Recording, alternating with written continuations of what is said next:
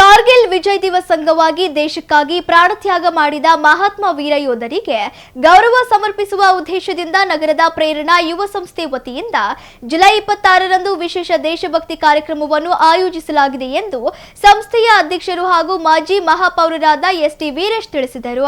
ಸುದ್ದಿಗೋಷ್ಠಿಯಲ್ಲಿ ಮಾತನಾಡಿದ ಅವರು, ಜುಲೈ 26ರ ಸಂಜೆ 5:30ಕ್ಕೆ ನಗರದ ಗುಂಡಿ ಮಹದೇವಪ್ಪ ಕಲ್ಯಾಣ ಮಂಟಪದಲ್ಲಿ 27ನೇ ವರ್ಷದ ಕಾರ್ಗಿಲ್ ವಿಜಯ್ ದಿವಸ್ ಕಾರ್ಯಕ್ರಮ ಜರುಗಲಿದ್ದು, ಕಾರ್ಯಕ್ರಮದ ದಿವ್ಯ ಸಾನ್ನಿಧ್ಯವನ್ನು ಶ್ರೀ ತಪೋಕ್ಷೇತ್ರ ಕಣ್ವಕುಪ್ಪೆ ಗವಿಮಠದ ಡಾಕ್ಟರ್ ನಾಲ್ವಡಿ ಶಾಂತಲಿಂಗ ಶಿವಾಚಾರ್ಯ ಸ್ವಾಮೀಜಿ ವಹಿಸಲಿದ್ದಾರೆ. ಪ್ರೇರಣಾ ಯುವ ಸಂಸ್ಥೆಯ ಅಧ್ಯಕ್ಷ ಎಸ್.ಟಿ. ವೀರೇಶ್ ಅಧ್ಯಕ್ಷತೆ ವಹಿಸಲಿದ್ದು, ಕರ್ನಾಟಕ ವಿಧಾನ ಪರಿಷತ್ ಸದಸ್ಯ ಹಾಗೂ ಮಾಜಿ ಬಿಜೆಪಿ ರಾಷ್ಟ್ರೀಯ ಪ್ರಧಾನ ಕಾರ್ಯದರ್ಶಿ ಸಿ.ಟಿ. ರವಿ ಕಾರ್ಯಕ್ರಮದ ಮುಖ್ಯ ಭಾಷಣಕಾರರಾಗಿ ಆಗಮಿಸಿ ದಿಕ್ಸೂಚಿ ನುಡಿಗಳನ್ನಾಡಲಿದ್ದಾರೆ ಎಂದರು.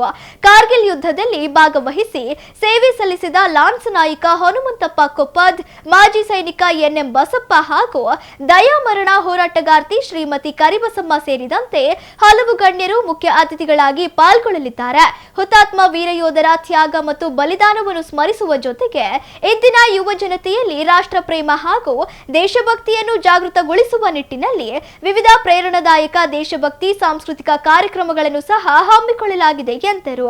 ಸುದ್ದಿಗೋಷ್ಠಿಯಲ್ಲಿ ಸಂಸ್ಥೆಯ ಪ್ರಮುಖರಾದ ಅಶ್ವಥ್ ಎಸ್, ಗಣೇಶ್, ರುದ್ರೇಶ್, ಪವನ್, ಮಹೇಶ್ ಶೆಟ್ಟಿ ಇದ್ದರು. ಪ್ರೇರಣಾ ಯುವ ಸಂಸ್ಥೆ ವತಿಯಿಂದ ಕಳೆದ 27 ವರ್ಷಗಳಿಂದ ಅದ್ದೂರಿಯಾಗಿ ಕಾರ್ಗಿಲ್ ವಿಜಯೋತ್ಸವ ಕಾರ್ಯಕ್ರಮವನ್ನು ಹಮ್ಮಿಕೊಂಡಿದ್ದೀವಿ. ಈ ವರ್ಷವೂ ಸಹ ಗುಂಡಿ ಮಹದೇವಪ್ಪ ಕಲ್ಯಾಣ ಮಂಟಪದಲ್ಲಿ ಈ ವಿಜಯೋತ್ಸವವನ್ನು ಆಚರಣೆಯನ್ನು ಮಾಡ್ತಾಯಿದ್ದೀವಿ. 99ರಲ್ಲಿ ನಡೆದಂತಹ ಪಾಕಿಸ್ತಾನದ ಸೈನಿಕರು ಉಗ್ರವಾದಿಗಳ ವೇಷದಲ್ಲಿ ಬಂದು ಕಾಶ್ಮೀರದ ಪರ್ವತಗಳನ್ನು ವಶಪಡಿಸಿಕೊಂಡು ನಮ್ಮ ಭೂಭಾಗವನ್ನು ಅತಿಕ್ರಮಿಸಿಕೊಂಡಿದ್ದರು. ಅವರನ್ನೆಲ್ಲ ಹೊಡೆದೋಡಿಸುವಂತಹ ಕಾರ್ಯಾಚರಣೆ ಆಪರೇಷನ್ ವಿಜಯ್ ಏನು ಸೇನೆ ಆರಂಭ ಮಾಡಿತ್ತು. 2.5 ತಿಂಗಳು ಕಾಲ ನಡೆದಂಥ ಈ ಕಾರ್ಯಾಚರಣೆಯಲ್ಲಿ ನಮ್ಮ ವೀರ ಸೈನಿಕರು ಸುಮಾರು 527ಕ್ಕೂ ಹೆಚ್ಚು ಸೈನಿಕರು ಹುತಾತ್ಮರಾಗಿದ್ದರು. 1000ಕ್ಕೂ ಹೆಚ್ಚು ಸೈನಿಕರು ಅಂಗವಿಕಲರಾಗಿದ್ದರು. ಆ ಭಾಗದ ಈ ಯುದ್ಧ ಪ್ರದೇಶ ಇದೆ, ಪ್ರಪಂಚದ ಅತ್ಯಂತ ಅಪಾಯಕಾರಿ ಯುದ್ಧ ಭೂಮಿಗಳಲ್ಲಿ ಒಂದು.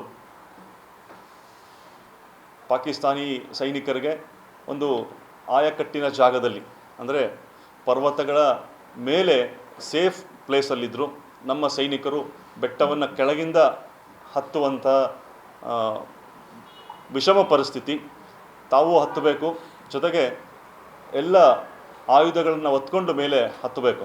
ಅಂತಹ ಕಠಿಣ ಪರಿಸ್ಥಿತಿಯಲ್ಲೂ ನಮ್ಮ ಸೈನಿಕರು ಅಪ್ರತಿಮ ಸಾಹಸವನ್ನು ಮೆರೆದು ಆ ಎಲ್ಲ ದೇಶದ್ರೋಹಿ ಉಗ್ರಗಳನ್ನು, ಪಾಕಿಸ್ತಾನಿ ಸೈನಿಕರನ್ನು ಹೊಡೆದೋಡಿಸುವಂಥ ಏನು ಸಾಹಸದ ಯುದ್ಧ ಆಗಿತ್ತು. ಆ ಯುದ್ಧವನ್ನು ಈಗಿನ ಯುವ ಜನಾಂಗಕ್ಕೆ ನಮ್ಮ ಸೈನಿಕರ ತ್ಯಾಗವನ್ನು ತಿಳಿಸಲಿಕ್ಕೆ ಮತ್ತು ಆ ವಿಜಯವನ್ನು ಸಂಭ್ರಮದ ಆಚರಣೆಯನ್ನು ಮಾಡುವಂಥ ಕಾರ್ಯಕ್ರಮವನ್ನು ಪ್ರೇರಣಾ ಸಂಸ್ಥೆ ಮಾಡ್ತಾಯಿದೆ.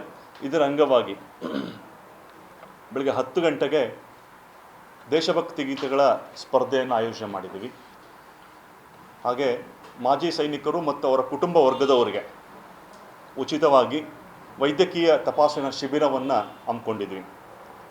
ನಮಗೆಲ್ಲ ಅಷ್ಟೊಂದು ಅವರು ಸೇವೆ ಮಾಡಿದ್ದಾರೆ, ತ್ಯಾಗ ಮಾಡಿದ್ದಾರೆ.